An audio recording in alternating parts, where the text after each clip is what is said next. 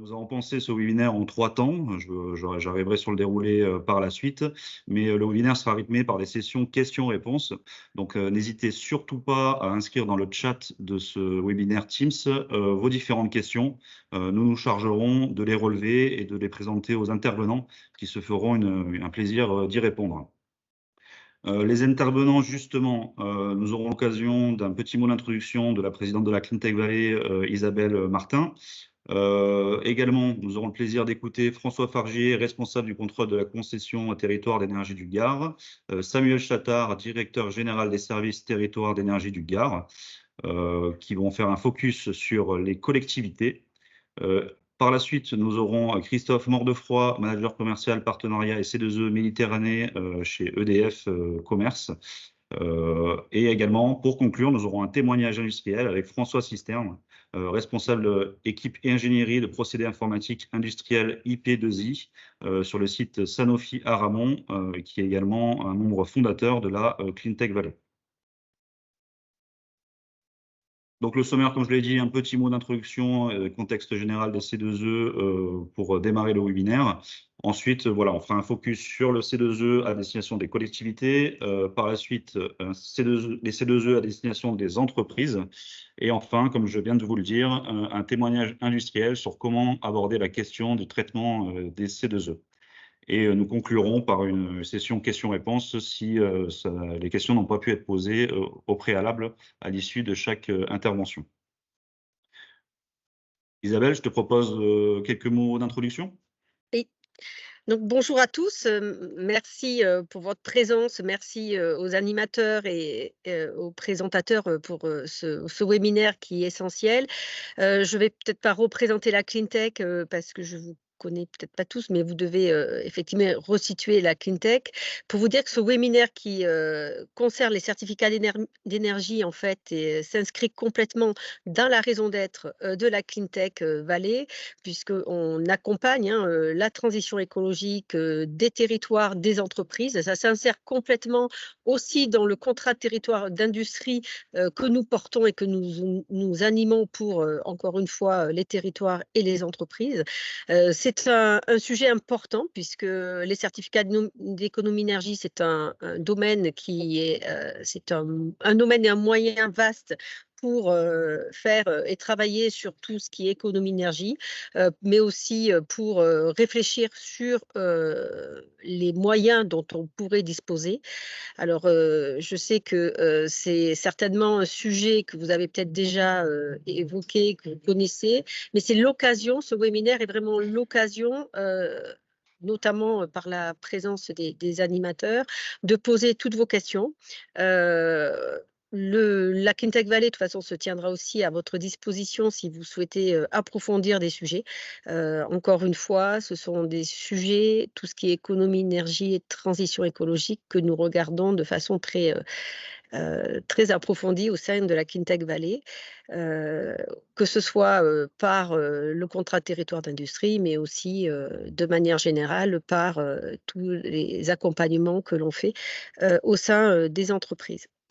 Donc, merci et puis on sera preneur aussi d'avoir votre REC sur ce type de webinaire qui contribue aussi à vous accompagner. Donc, merci de nous faire un retour, comme l'a dit Antoine tout à l'heure. Voilà, c'est important aussi qu'on ait votre REX là-dessus. Et puis, on se tient aussi à votre disposition après pour aller plus loin. Merci Isabelle pour ces quelques mots d'introduction. Voilà. Je suis désolée, après je vais vous laisser parce que je suis en fait pas... voilà, je suis aussi en réunion, mais bon webinaire et puis plaisir de repartager encore des moments sur les webinaires, sur des événements variés. Merci Isabelle. Je vous propose dorénavant de rentrer, j'ai envie de dire, dans le vif du sujet et de laisser la parole du coup à François Fargier et Samuel Chattard de Territoire d'énergie du Gard pour parler des C2E à destination des collectivités. Alors bonjour, Samuel Chattard, le directeur du syndicat d'énergie Territoire d'énergie du Gard qui regroupe l'intégralité des communes gardoises. On va faire la présentation avec François Fargier qui a un certain nombre de missions chez nous, et entre autres celle d'EC2E, et il rentrera peut-être plus dans le détail. On peut peut-être passer à la diapositive suivante. Donc, notre syndicat aura 30 ans cette année. Et comme je vous le disais, il regroupe maintenant depuis 3 ans 100% des communes gardoises.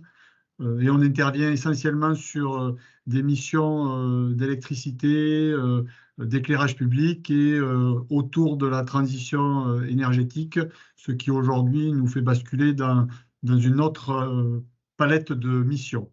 On peut peut-être passer à la diapositive suivante. Donc, comme je vous le disais, on gère pour le compte des communes du Gard le patrimoine électrique. Donc, je passerai peut-être sur les chiffres ou la technicité du graphique qui vous explique comment fonctionne le réseau d'électricité. Ce réseau d'électricité, on le concède à Enedis qui en assure donc le fonctionnement. Et aujourd'hui, vous pouvez voir qu'on a quand même 500 000 points de livraison à maintenir et à assurer tout au long de l'année. On va passer à la suivante. Alors là, on rentre dans le cœur du sujet. Effectivement, il y a environ 4 ans, on m'a demandé de regarder ce point sur les certificats d'économie d'énergie au niveau de notre collectivité. On s'est vite rendu compte que le sujet était quand même compliqué pour les collectivités. Je passe le côté obligé et les collectivités. Le système nous permet en tant que collectivité de pouvoir déposer directement des dossiers de certificats d'économie d'énergie. Nous, étant maîtrise d'ouvrage éclairage public, on a la possibilité de le faire. Le gros point qu'on s'est rendu compte, c'est les seuils de dépôt. En fait, légalement, on ne peut pas déposer autant de dossiers sur l'année. Donc, on a les seuils de 50 gigas, donc qui limitent vraiment les volumes. Donc, pour s'affranchir de ce seuil-là, on a demandé à toutes les collectivités de nous rejoindre au travers de conventions après délibération pour pouvoir mutualiser leurs travaux. Donc, comment ça se passe? En fait, on demande juste une convention et une délibération de leur part pour nous donner, on va dire, leur C2E. Nous, en tant que maîtrise d'ouvrage éclairage public, c'est vrai qu'on dépose directement les valorisations de notre parc et de nos travaux. Pour faire simple, grosso modo, on a 10% de retour sur investissement. C'est-à-dire que sur 100 000 € de travaux que l'on fait en éclairage public, on récupère à peu près entre 8 et 10%. Notre organisation, donc, on dépose pour l'exhaustivité des travaux éclairage public directement en interne. Et pour tout ce qui est bâtiment, parce qu'on s'est rendu compte au fur et à mesure que les bâtiments étaient un phénomène et on a un vivier de travaux sur le territoire. Donc ça, on s'est armé avec un cabinet extérieur pour nous décharger de cette tâche d'éligibilité des travaux. La particularité aussi chez nous, c'est qu'on est en lien direct avec le pôle. C'est-à-dire, comme je vous disais, c'est que étant une collectivité, on a la possibilité de déposer directement. Donc, on n'a pas de mandat avec une collectivité, ce que développera tout à l'heure EDF. Donc, c'est vrai que on a une traçabilité jusqu'à la revente parce qu'on va valoriser directement le fruit des travaux sur le marché au travers d'une quinzaine on va dire, de traders ou d'intermédiaires pour essayer de tirer le meilleur prix. Et ce fruit de tout ce travail est redistribué à toutes les collectivités. Donc ensuite, juste pour vous donner un ordre d'idée sur le nombre de communes, donc sur le slide suivant, on voit aujourd'hui on a 114 membres sur le territoire qui nous ont délibéré j'aime pas dire compétence, mais ce travail et qui nous font confiance. Il y a 4 Comcom, notamment on a la métropole de Nîmes où on travaille en partenariat. Parce que l'idée, c'est sur leur périmètre, ils font ils font la promotion de la rénovation de leur parc EP, mais aussi de leurs bâtiments. Donc l'idée, c'est de travailler vraiment main dans la main pour que la commune récupère la meilleure valorisation de leurs travaux. Donc le but, c'est vraiment d'arriver à l'exhaustivité des communes parce que on va avoir l'éclairage public, mais vraiment, il y a d'autres champs de compétences sur les bâtiments, mais ça peut être les véhicules, c'est vraiment très large. Donc c'est pour ça que nous, on n'est pas limité à un volume. L'avantage, c'est que voilà, s'il y a 4 luminaires à changer, on le fait. Voilà, on est vraiment très, très ouvert sur les dépôts.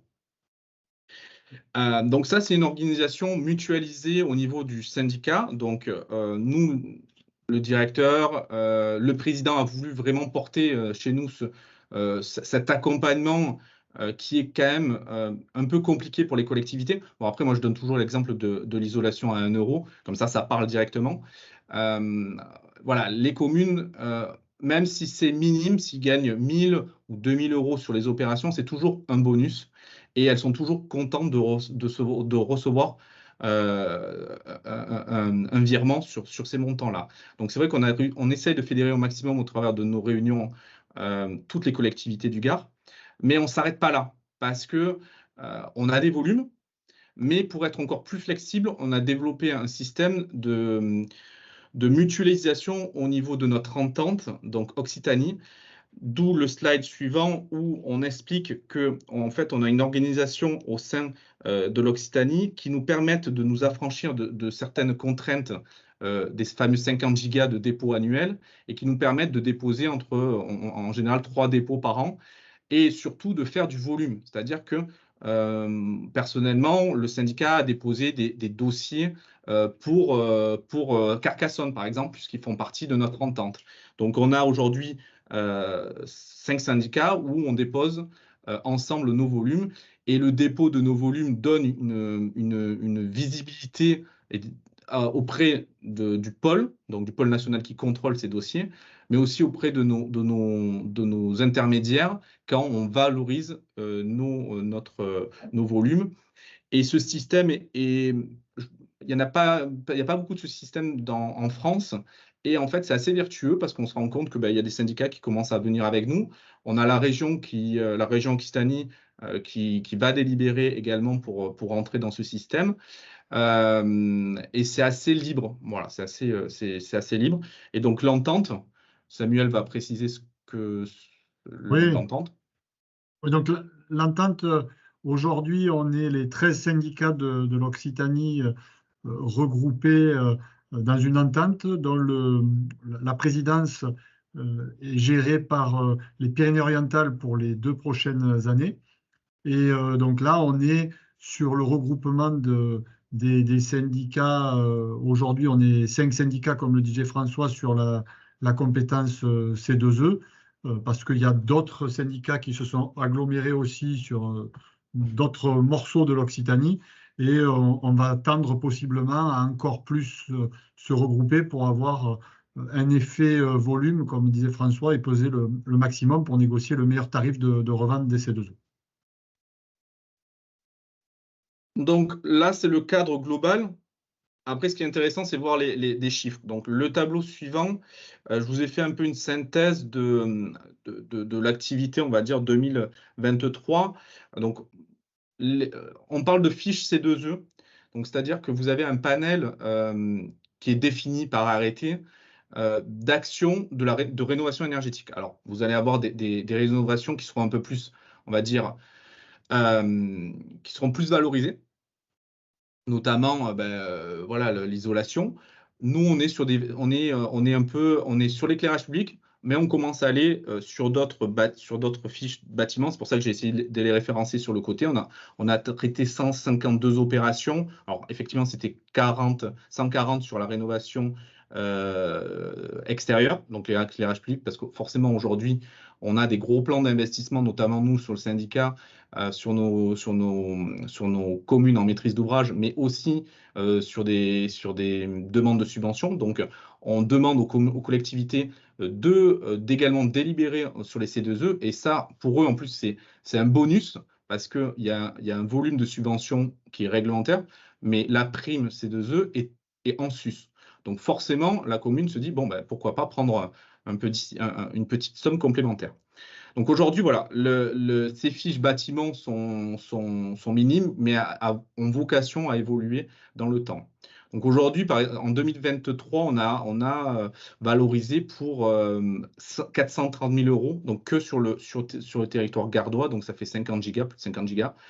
Donc des communes qui sont très larges. On va sur du Nîmes, je vois même Nîmes Métropole, il sort 2 fois, mais il y a une Nîmes et Nîmes Métropole, il y a le pont Saint-Esprit, Bagnols-sur-Cèze qui nous font confiance depuis un certain temps.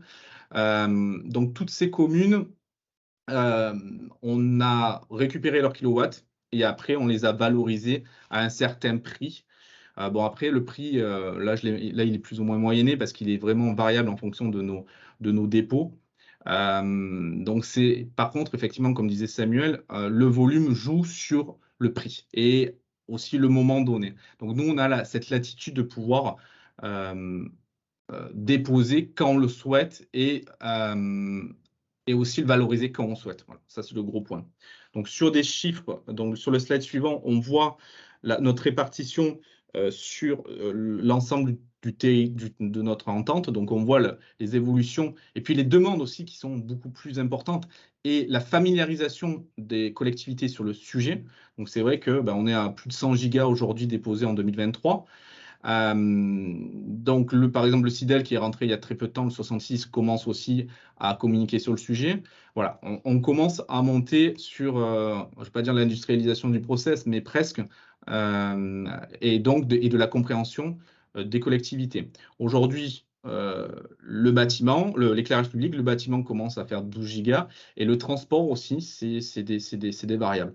Donc, c'est ce que je dis aux collectivités, dès qu'ils pensent transition, rénovation,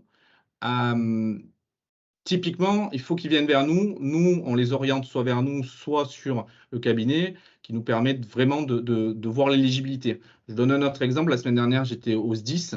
Le SDIS, donc les pompiers du Gard, ils ont des gros plans de rénovation de casernes.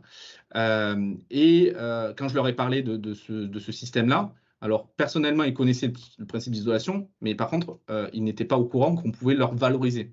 Aujourd'hui, c'est une collectivité qui a la possibilité de venir vers nous et de valoriser les travaux de rénovation de leurs bâtiments. Donc aujourd'hui, c'est vrai qu'on a un panel qui est immense parce qu'on parle de SDIS, mais ça peut être des EHPAD publics, voilà, c'est très très large.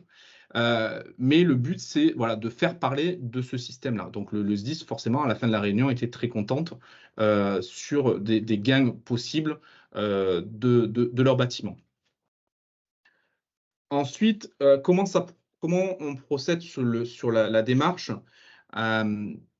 sur la réflexion du projet. Comme je disais, aujourd'hui, la collectivité a un projet, elle vient vers nous, on voit si c'est de l'éclairage public. Donc là, par exemple, j'ai fait une démarche de collecte d'informations. Sur les bâtiments, idem, ils me donnent les factures, moi je les réoriente et on leur indique s'il y a éligibilité ou pas. Réception des travaux, on a les factures, le bénéficiaire et l'entreprise, on monte le dossier, on commence à monter les attestations. On a une vérification et prévalidation du dossier par le CEDA. Donc ça, c'est mon collègue, mais c'est le syndicat, c'est pareil. On dépose le dossier auprès du pôle national. Donc, c'est vraiment l'administration qui récupère le dossier et qui le contrôle. Alors, la chance qu'on a, c'est qu'étant collectivité, on a de bonnes relations avec le pôle. C'est-à-dire que les contrôleurs nous indiquent les erreurs et on a de très bonnes relations puisque, étant collectivité, l'initiative de la collectivité est quand même un peu mieux perçue. C'est en fait mon ressenti que j'ai. Donc, contrôle.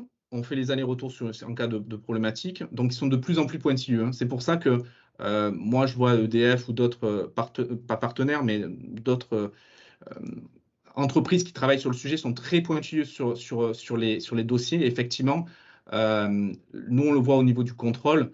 Ils nous demandent énormément de pièces administratives Et on arrive souvent on arrive tout le temps à valider nos dossiers.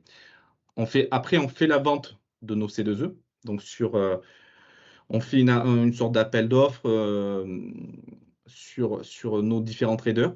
On valide la meilleure offre. Après, ça se joue à des centimes, quelques centimes. Mais quand vous avez des gros volumes, les centimes, ça fait de nombreux euros. Et après, on reverse au prorata des actions réalisées. Donc, sur le slide suivant, c'est simplement, voilà, on demande le devis, la facture. On rédige une attestation. Donc, cette attestation que l'on garde, nous, en pièce administrative, cette attestation reflète les travaux que l'on a faits, qui est validée par la maîtrise d'ouvrage et par l'entreprise. Donc ça, c'est vraiment la pièce administrative et le formalisme est défini par un arrêté et qui est différente en fonction, bien évidemment, des opérations. Donc la démarche est assez lourde. Par exemple, j'avais donné juste un petit exemple juste après sur l'éclairage public, parce que, donc sur le slide suivant, il nous demande vraiment la marque. Là, je prends l'exemple sur l'éclairage public. Ils ont vraiment la démarche de traçabilité des produits. C'est-à-dire que quand on fait des travaux, nous, en maîtrise d'ouvrage, on se rend compte il faut qu'on pose du luminaire qui est éligible C2E. Donc, il demande la marque, le modèle, les fiches qui sont adéquates. Donc, c'est vrai qu'on a une certaine éligibilité. Donc, on doit même aller voir nos entreprises pour demander si ces produits sont bien éligibles. Donc, il y a vraiment une traçabilité que le PNCE veut suivre pour le P, mais sur tout ce qui est bâtiment, c'est exactement la même chose. Il demande vraiment cette précision. Donc, voilà, globalement, la démarche que nous, on amène sur une collectivité qui seule aurait du mal à le faire. Moi, par exemple, je prends l'exemple de l'Aidenon, dont on a un vice-président qui est élu. Il fait des travaux de rénovation énergétique. L'entreprise lui vend qu'ils vont faire des C2E. En fin de compte, ils ne peuvent pas le faire. Donc, c'est nous qui récupérons derrière tous les travaux et ils bénéficient de 10% de leur investissement, ce qui est énorme parce que nous, par exemple, 10% de nos investissements, ça fait 1 ou 2 opérations complémentaires. Donc, c'est un réinvestissement que l'on fait sur le réseau pour améliorer encore le réseau. Donc, c'est un peu un cercle vertueux. Et comme je dis aux collectivités, vous payez vos C2E au travers de vos factures d'énergie, mais c'est bien de le récupérer d'une autre manière. Voilà ce que je peux dire sur les collectivités. Après, je pense que EDF rentrera plus dans le détail sur d'autres principes. Mais globalement, voilà, nous, on intervient sur tout ce qui est public. Mais on ne fait pas les bailleurs, on ne fait pas tout ce qui est bailleurs, mais on fait tout ce qui on peut aller sur tout ce qui est collectivité. Merci, Monsieur Farger, pour cette intervention. Comme je l'ai dit en début de webinaire, petite session questions-réponses, s'il y en a. Lauriane, peut-être qu'il y a des questions qui ont popé. Oui, il y a eu des questions, mais qui ont été, en fait, il y a eu la réponse directement. C'était Laurent Joffre qui posait la question sur les économies d'énergie. Est-ce qu'elles sont mesurées a posteriori? Donc, j'imagine que le dossier est construit sur des hypothèses d'économie théorique au départ. Alors, en fait, les C2E, c'est de la théorie, en fait. Donc, vous avez une unité de compte qui s'appelle les kilowatts Cumac. Donc ça, c'est l'unité qui indique, on va dire, les gains que vous faites. Après, pour être plus pragmatique, sur l'éclairage public, quand vous faites des gains, nous, on a la chance aussi d'avoir un groupement d'achat d'énergie. Donc, quand une collectivité fait de la rénovation sur son parc d'éclairage public, l'année suivante, grâce à nos outils, on peut leur dire combien vous avez économisé en kilowatts et en facturation. Mais ça, c'est la résultante. C'est pour ça que nous, on aime bien lier l'éclairage public, les travaux de rénovation, avec nous, l'achat qu'on peut faire de l'électron. Comme ça, la boucle est bouclée. D'accord. Il y avait une autre question. Bonjour, avez-vous lié des contrats avec des obligés au C2E ou vendez-vous les C2E sur le marché? C'est ce que je disais, on le vend directement sur le marché. C'est-à-dire que on s'était à un moment rapproché un peu d'EDF pour en voir. Nous, c'est pas notre démarche. Nous, on a une démarche de, entre guillemets, liberté. Avec la région, il y avait l'AREC fait un système de convention miroir avec un opérateur qui est Engie. Nous, on veut pas avoir un prix fixe en fait. On connaît le marché et on préfère valoriser directement sur le marché. Je vous donne un exemple, hein, c'est aujourd'hui on peut être à 8, je vais dire 8,60. Si on avait signé un contrat, on l'aurait à un prix inférieur. Donc on veut être vraiment maître de la valorisation. Et tout le monde est gagnant. Ok, du coup, ça rebondit. Est-ce qu'on peut valoriser en C2E une autoconsommation individuelle photovoltaïque sur une rénovation énergétique globale d'un bâtiment? Non, pas sur du photovoltaïque. Non, pas sur du photovoltaïque. C'est vraiment, sur les bâtiments, c'est vraiment la rénovation. Alors après, il faut voir les fiches en tant que telles. C'est pour ça, d'où l'intérêt d'avoir un partenaire qui nous aide sur l'éligibilité des fiches et des travaux en bâtiment. En fait, il faut partir de l'idée que c'est dans la rénovation. C'est-à-dire que vous déposez et vous posez quelque chose de moins énergivore.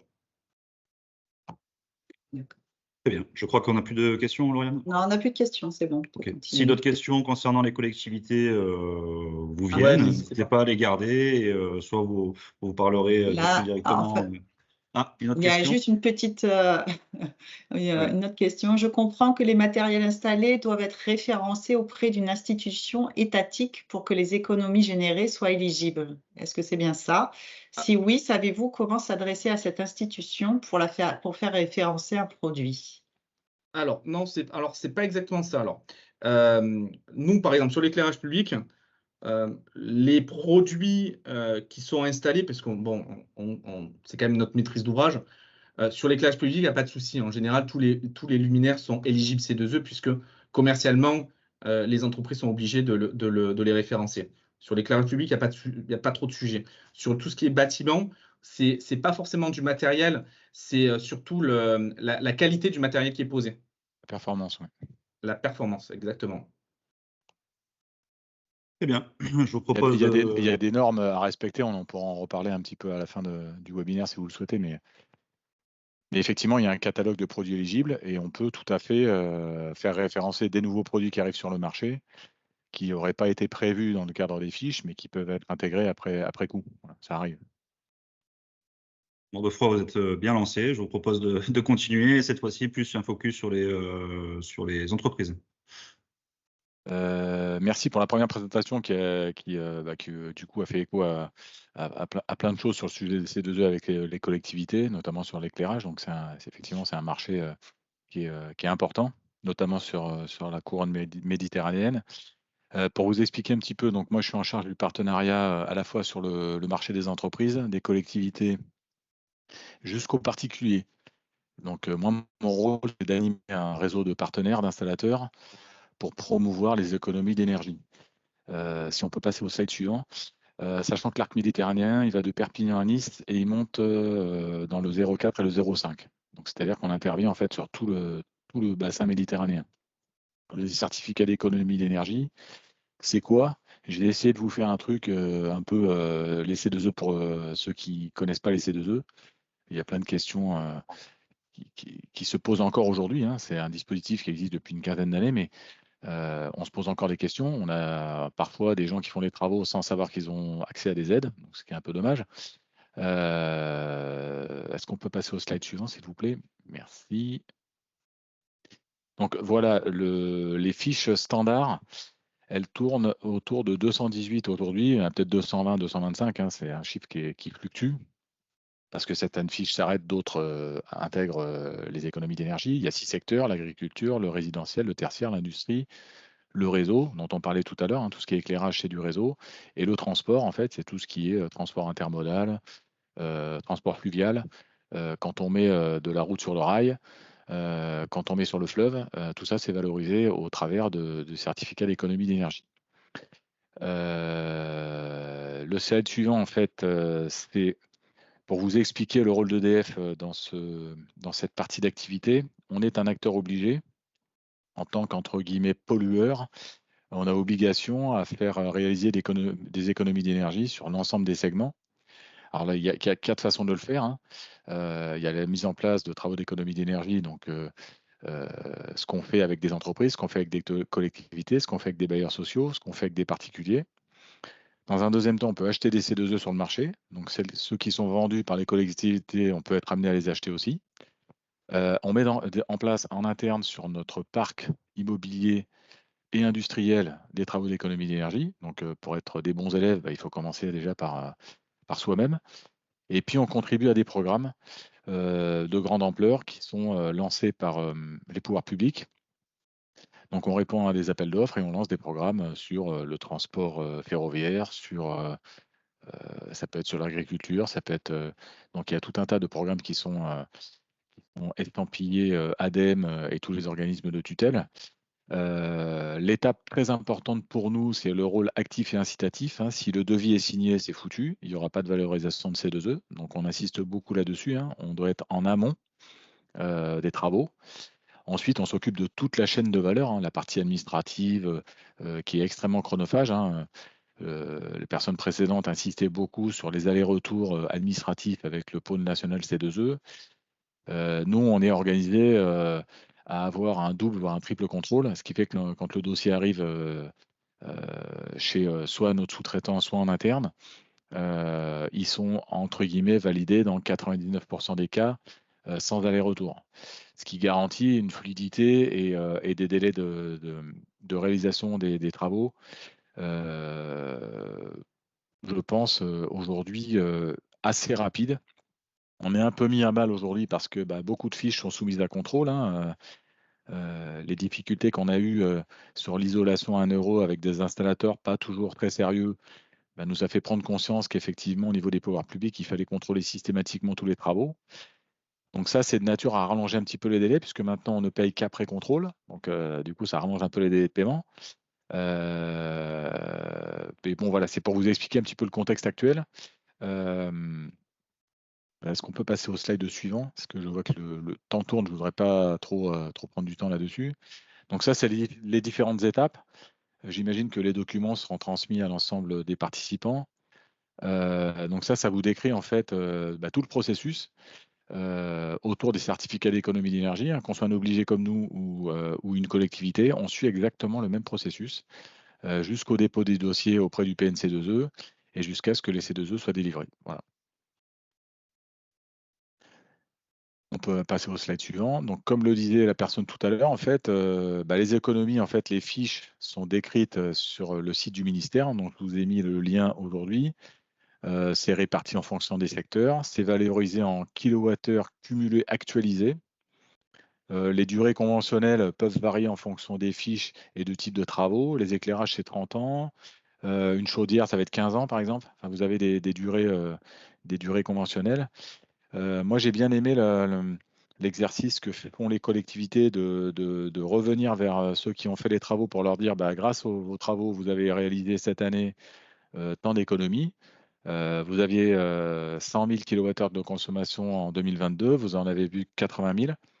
Donc, je trouve ça, c'est un éclairage très intéressant. Nous, on ne le fait pas forcément, c'est-à-dire qu'une fois que les travaux sont faits, on laisse le bénéficiaire mesurer de lui-même. Mais je trouve que l'exercice que vous faites au travers de vos syndicats et votre maillage territorial est très intéressant parce que du coup, c'est très parlant. Au prix du kilowattheure aujourd'hui, sur le marché, je trouve que c'est de nature à encourager les gens à faire des économies. Voilà, parce que l'électricité la moins chère, c'est celle qu'on ne consomme pas. On peut passer au slide suivant. Qui est une illustration, en fait, un espèce de petit résumé de ce qui peut se faire à la fois pour les entreprises et pour les collectivités. Aujourd'hui, il y a des fiches qui marchent bien. Tout ce qui est isolation, tout ce qui est calorifugage, tout ce qui est secteur agricole, secteur transport, ça c'est générateur de C2E, donc c'est générateur de beaucoup d'aides. D'autres sont un peu moins rémunérateurs, mais moi, j'aime bien la remarque de la présentation d'avant qui consiste à dire que même si c'est une petite aide, c'est une aide quand même. Donc, alors c'est vrai que ça coûte plus cher, hein, parce qu'un dossier à 50 gigas ou un dossier à 10 gigas, il utilise le même temps. de contrôle, de montage, etc. Mais quand bien même, il y a des petites communes, il faut les aider aussi, parce que leurs budgets ne sont pas très importants. Donc, c'est important. Pour eux, 1 000 €, c'est très important. À l'échelle peut-être de la métropole de Nîmes, c'est moins important, mais à l'échelle de la petite commune de Puteaux, par exemple, je pense que c'est important. On peut passer au slide suivant. Donc ça, ce sont des témoignages clients d'opérations qu'on a réalisées, notamment pour tout ce qui est serre agricole, puisqu'on est une région à forte densité agricole. À titre d'illustration, en fait, on a fait quelques opérations de C2E. Si on peut passer au slide suivant, parce que ça, c'est un petit peu plus dogmatique, mais on a travaillé sur tout ce type de fiches. Alors, on ne va pas rentrer dans le détail, mais des doubles tubes de chauffage pour les serres, des ordinateurs climatiques. En gros, on a financé jusqu'à presque 50% de l'investissement sur ce type de fiches. Donc, ça veut dire que les travaux font 100 000, les aides font 50 000, si je dois synthétiser. Il y a eu beaucoup d'opérations qui se sont faites sur les caves viticoles il y a quelques années. Aujourd'hui, les fiches sont moins valorisées, mais elles le restent encore. Donc, tout projet de travaux de rénovation doit faire l'objet d'une interrogation du bénéficiaire sur à quoi j'ai droit aujourd'hui. Parce que le panel étant tellement large qu'il y a forcément des aides adossées à des travaux. Voilà. Je pense qu'on peut passer rapidement, parce que ça, c'était juste à titre, voilà, voilà, le descriptif, c'est ça. Donc, c'est une coopérative dans les Bouches-du-Rhône, hein, sur le territoire de Saint-Martin-de-Crau, dans le 13, où on a mis en place un dispositif de stockage d'eau chaude qui permet de réduire les consommations, d'optimiser la gestion de l'énergie. Et par rapport à un sans stockage, on économise jusqu'à 20%. Et aujourd'hui, on le voit dans tout le secteur agricole, hein, la crise qui touche le secteur agricole, tout ce qui est de nature à leur faire des économies d'énergie va dans le bon sens. Donc, on les accompagne au quotidien. On est en relation avec les syndicats de producteurs de tomates, de serres maraîchères, etc., pour les inciter à faire des travaux, à les accompagner. C'est du bout en bout, c'est-à-dire qu'on ne les laisse pas, on les envoie pas vers un site web, on les accompagne de bout en bout, on monte le dossier pour eux, on valorise les C2E et on paye à la fin des travaux. Voilà. Voilà, ça c'est un autre exemple, hein, c'est un ordinateur climatique qui permet de faire des économies en termes de pilotage jusqu'à 40% pendant la période hivernale. Donc, ce qui est quand même relativement intéressant pour une mise en place qui est assez rapide.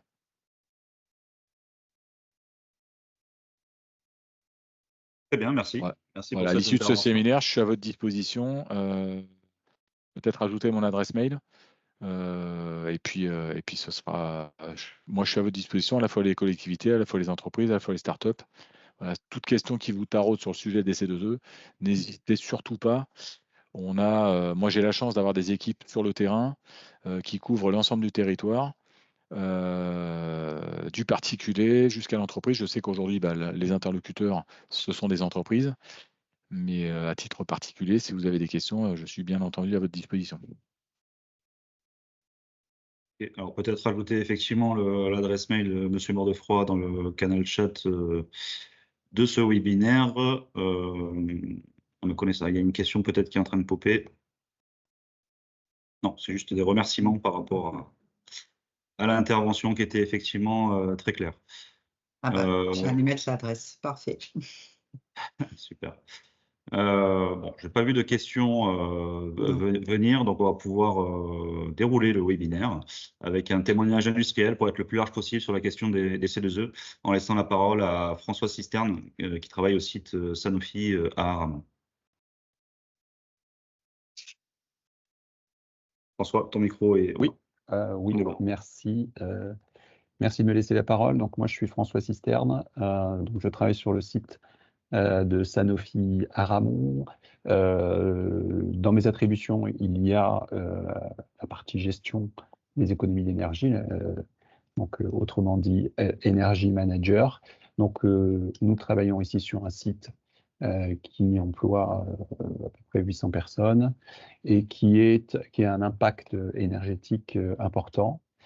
hein, puisque nous consommons 55 gigawattheures d'électricité et 35 gigawattheures de gaz dans les années précédentes. Donc effectivement, c'est un impact énergétique, c'est un impact économique aussi pour le site. Donc on s'est intéressé aux économies d'énergie depuis longtemps. Et nous sommes donc certifiés ISO 50001 depuis 2014.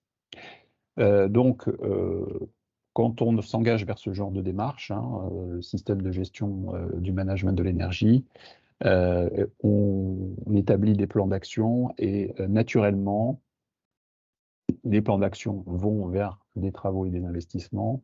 Donc, naturellement, on regarde si on peut être aidé et on s'est tourné donc vers les C2E. Voilà, donc surtout qu'à l'époque, alors c'est fini ça, mais à l'époque, il y avait aussi des bonus pour les gens qui étaient certifiés ISO 50001, c'est-à-dire que vous pouviez bénéficier d'une aide qui était bonifiée par le fait que vous étiez 50 000. Donc ce qui vous permettait aussi de justifier la mise en place de tels systèmes. Alors, maintenant, oui, merci, tu as changé les slides. Donc, concrètement, depuis 2013, on a instruit des dossiers C2E. J'en recense aujourd'hui 16. Donc, évidemment, nous sommes dans l'industrie. Donc, par rapport à ce qui vient d'être présenté par M. Mordefroy, nous étions sur les fiches qui avaient trait à l'industrie. Donc là, je vous ai mis quelques thématiques, des moteurs haute performance, les variateurs de vitesse qui sont un très très grand classique des C2E, des matelas isolants sur des réseaux de chaleur, les dossiers non standards, j'y reviendrai, de la récupération de chaleur sur des groupes froids, ce qu'on appelle la haute pression flottante ou la basse pression flottante sur les groupes froids. Donc ça, ce sont des thématiques que vous pouvez retrouver dans les fiches standards qui parlent de l'industrie. Mais il existe aussi ce qu'on appelle des dossiers non standards. Donc, c'est-à-dire que si vous avez un plan important d'économie d'énergie qui ne va pas forcément être couvert par la fiche ou qui dépasse largement le périmètre de cette fiche, vous pouvez, avec un obligé ou avec un partenaire, ouvrir un dossier non standard qui va être traité spécifiquement et qui nécessite plus, évidemment, d'efforts, mais qui permet de couvrir des projets d'envergure plus importante. Ce que je voulais dire aussi, c'est que les aides, en l'occurrence donc les C2E, sont aussi cumulables avec d'autres aides, hein, dans le cadre, par exemple, d'un fonds chaleur ou d'une agence de l'eau, ou enfin bon, en fonction du domaine que l'on traite. Donc on peut passer au slide suivant. Donc le retour d'expérience et donc quelques conseils et quelques méthodologies. Donc nous on a deux cas de figure. Soit on commande du matériel. Je prends l'exemple d'un groupe froid, c'est quelque chose de très courant et très simple.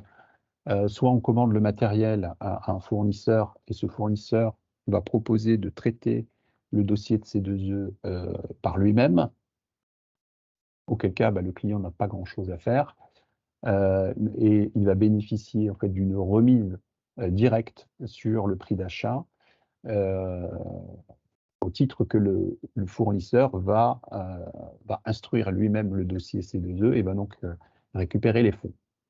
Donc ça, c'est un cas de figure, on va dire très simple, mais qui n'est pas forcément optimisé du point de vue du volume d'aide disponible.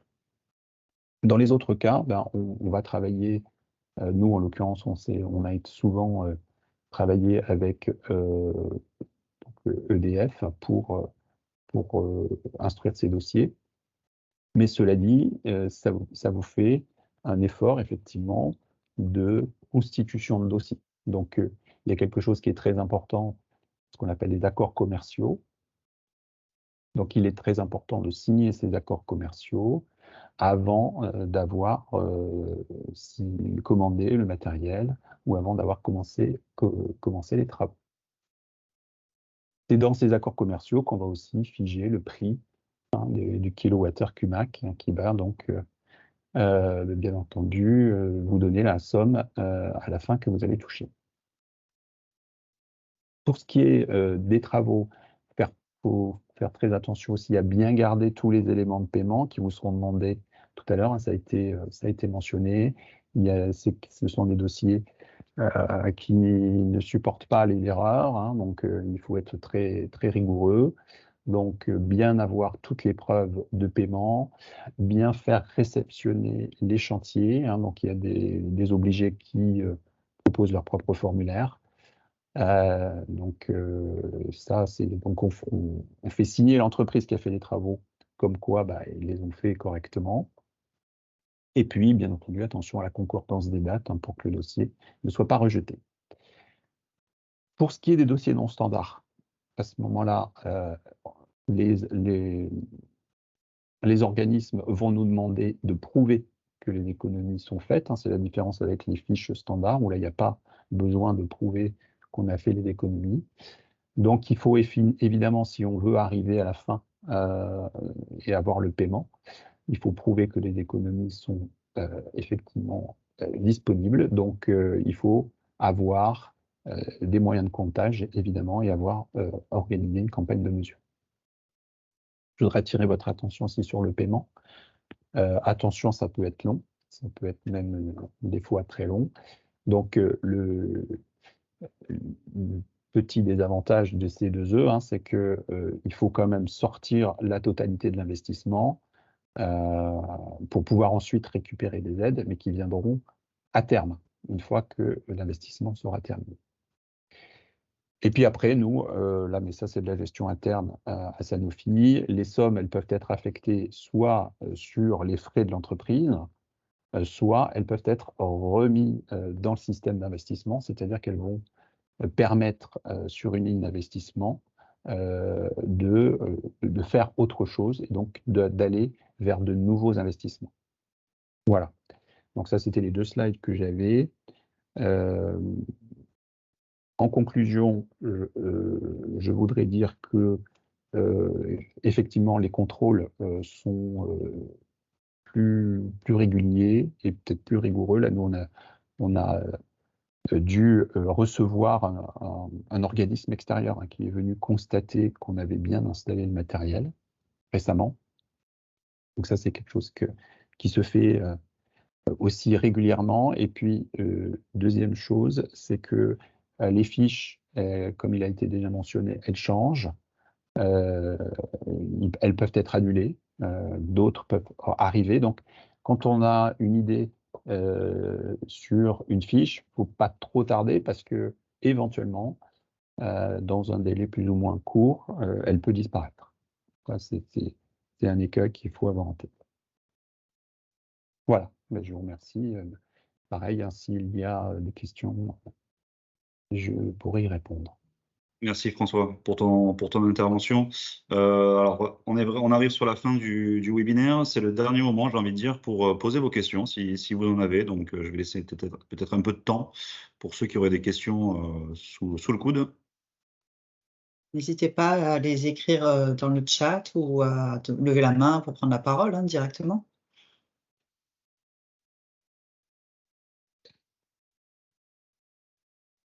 Ça n'arrive pas pour l'instant. On va considérer que du coup le webinaire était très clair. À chaque fois, vous aviez les coordonnées des intervenants.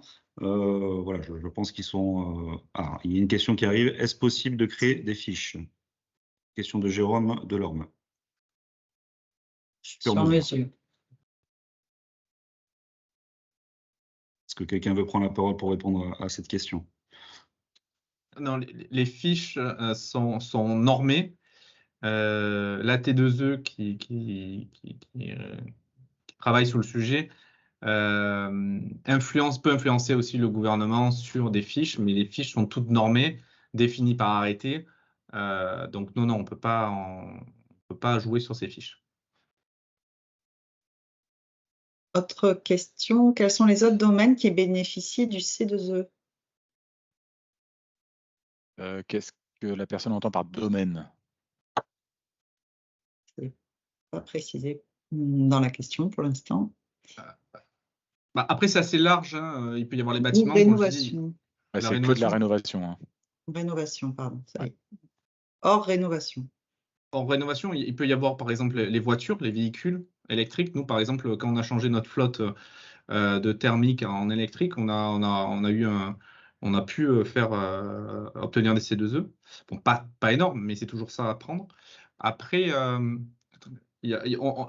comme EDF a indiqué, il y a la liste des opérations hors bâtiment et éclairage public, hein. Ouais, le site que je vous ai mis sur la présentation, en fait, il vous envoie directement sur le site du ministère. Après, c'est découpé par les 6 secteurs d'activité. Et ensuite, bah, vous rentrez dans le détail. Effectivement, aujourd'hui, il y a des fiches qui sont sorties sur le rétrofit des bateaux, sur les lacs, par exemple. Des bateaux qui passeraient du fuel à l'électrique, ou des nouveaux bateaux, acquisition de bateaux électriques. Il y a tout ce qui est rétrofit au niveau des bus, au niveau des autocars, c'est pas tout à fait la même chose. Pareil, vous pouvez partir d'un moteur thermique et le rétrofiter en électrique, comme ce qui se fait sur les véhicules de Monsieur Tout-le-Monde, ou vous pouvez faire l'acquisition de bus électriques en propre.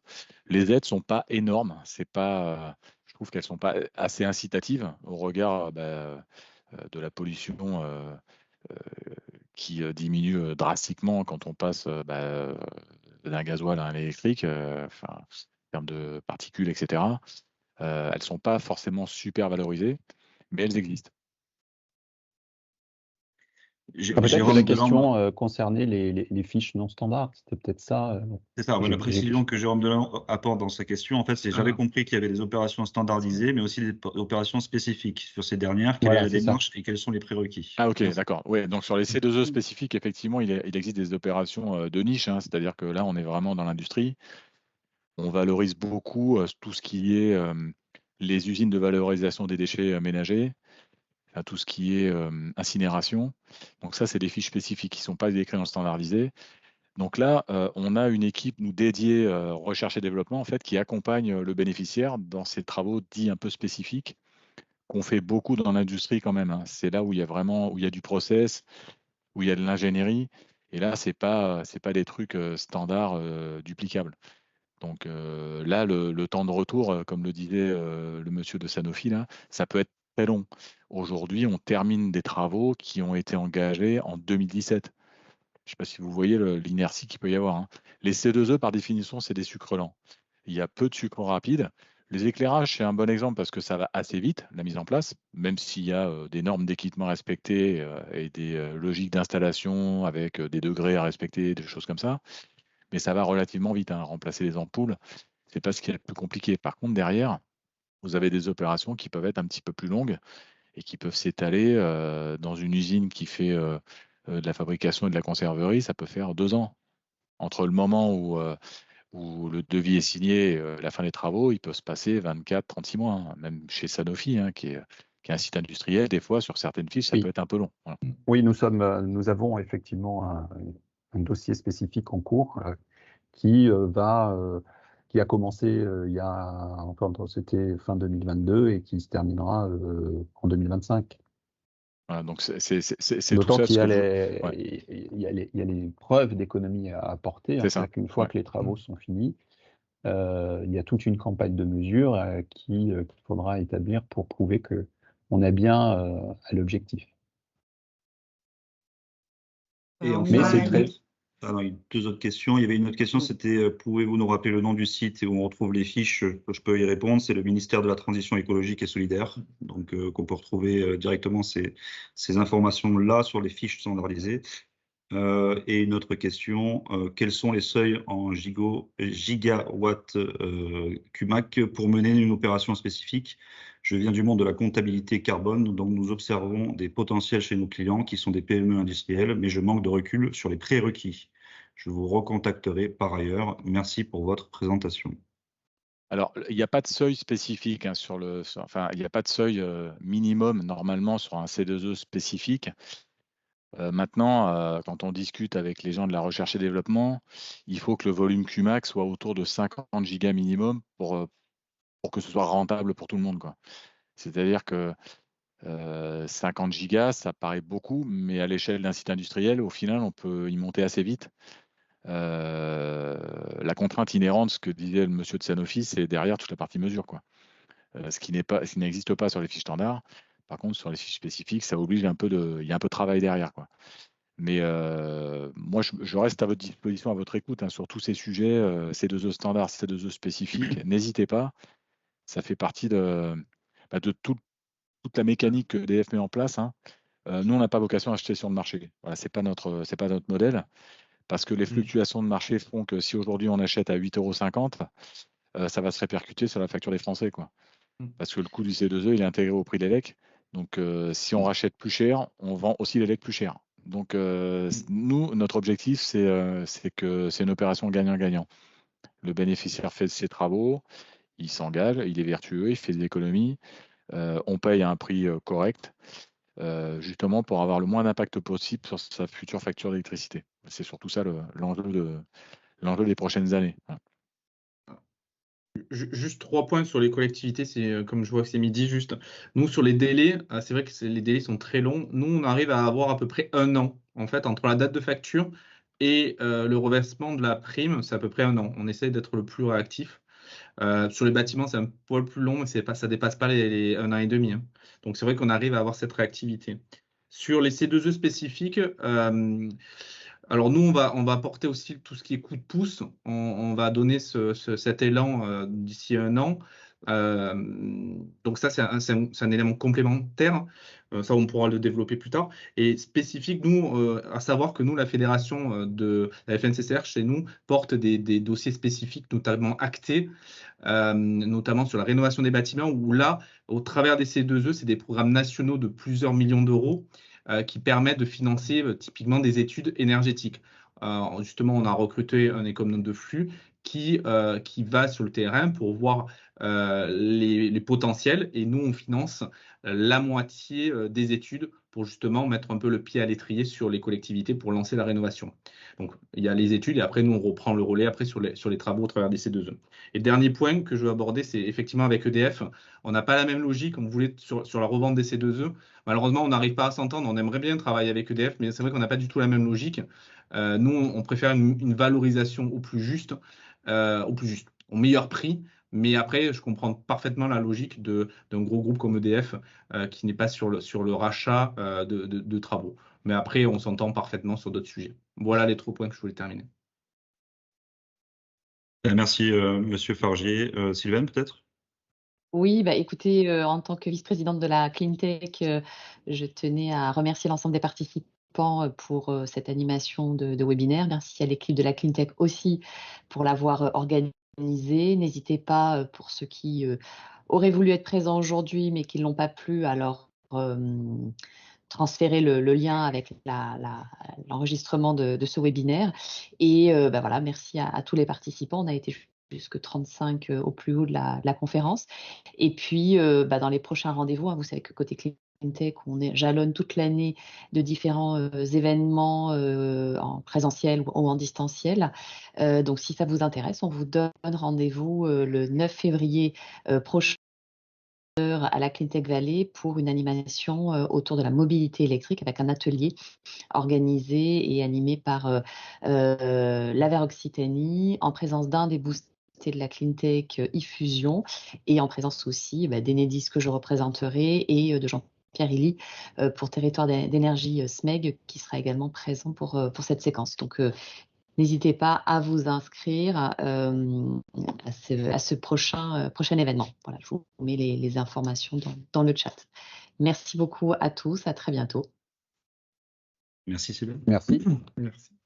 Merci les intervenants, merci les participants. Comme on vous l'a dit, n'hésitez surtout pas. Bonne journée à tous. Au revoir. Bonne journée à tous. Ouais. Merci.